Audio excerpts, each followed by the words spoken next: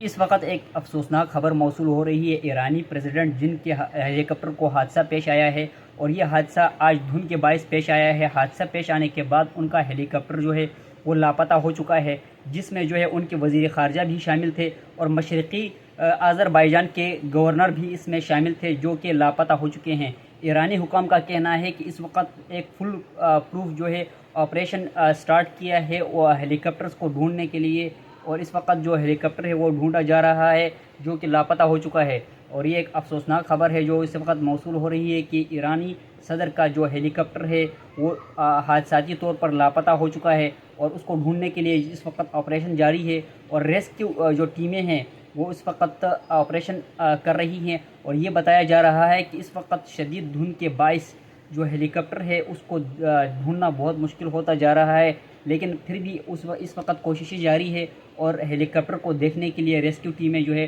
وہ روانہ کر دی گئی ہیں۔ اور ابھی تک کوئی خاص خبر موصول نہیں ہوئی ہے، لیکن یہ بتایا جا رہا ہے کہ ابھی تک جو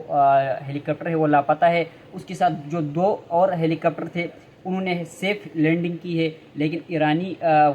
جو صدر ہیں ان کا جو ہیلی کاپٹر ہے وہ ابھی تک نامعلوم ہے، اور وہ ابھی تک تلاش نہیں کیا جا سکا ہے۔